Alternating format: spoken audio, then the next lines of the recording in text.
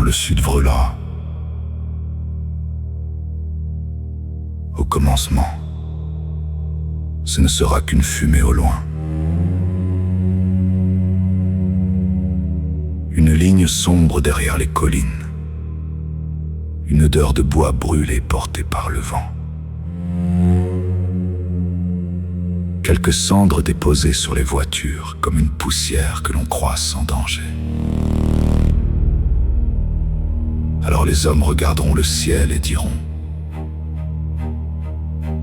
le feu est encore loin. Mais le feu n'écoute pas les frontières. Il ne reconnaît ni les routes, ni les maisons, ni les souvenirs. Il avance. Il dévore les arbres, les animaux, les récoltes et les villages. Il traverse les montagnes comme une armée sans visage. Les hommes enverront leurs avions. Les sirènes retentiront. L'eau tombera du ciel. Mais lorsque la terre sera trop sèche, lorsque le vent deviendra le souffle du brasier, les flammes courront plus vite que ceux qui tenteront de les arrêter. Et un jour, ce ne seront plus seulement les forêts qui brûleront. Les flammes descendront vers les routes. Elles entoureront les maisons. Elles atteindront les faubourgs et éclaireront les villes d'une lumière que personne ne voudra regarder. Alors les habitants comprendront qu'une vie entière peut tenir dans une voiture trop petite. Quelques vêtements, des papiers, une photographie, un enfant endormi sur la banquette arrière, et derrière eux, une maison abandonnée dont ils ne sauront pas si elle sera encore debout au matin. Ils partiront vers le nord, non pour conquérir une autre terre, mais pour chercher un air respirable, une pluie régulière, et un endroit où leurs enfants pourront dormir sans entendre les sirènes. Les routes seront pleines, les gares seront assiégées, et ceux qui, hier encore, regardaient de loin les peuples déplacés, comprendront enfin ce que signifie quitter sa vie, sans savoir si l'on pourra revenir. Car l'exode ne commence pas toujours par une guerre. Parfois, il commence par une étincelle dans une herbe devenue poussière.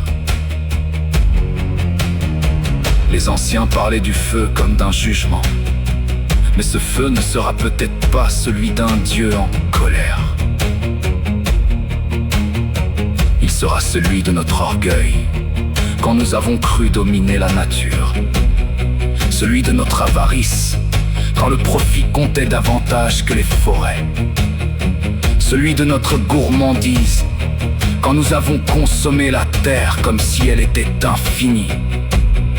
Et celui de notre paresse, quand nous savions, mais que nous avons remis l'action au lendemain. Le lendemain arrive. Il est déjà dans la chaleur des nuits, dans les rivières qui diminuent, dans les arbres qui meurent debout, dans le vent qui se lève au-dessus des terres desséchées. Nous pouvons encore débroussailler, protéger les forêts, respecter les interdictions, ne jamais jeter une cigarette, ne jamais allumer un feu lorsque la terre peut s'embraser. Nous pouvons préparer les villes, entretenir les accès, protéger les habitations, écouter les alertes avant que les flammes ne ferment les routes. Nous pouvons encore agir. Mais si nous attendons que le ciel devienne rouge, il sera trop tard pour discuter avec le feu. Car la flamme ne négocie pas. Elle ne distingue pas le riche du pauvre, le prudent de l'inconscient, le coupable de l'innocent. Elle prend tout Et lorsqu'il ne restera derrière nous que la fumée de nos anciennes vies, le Nord ne sera plus une direction.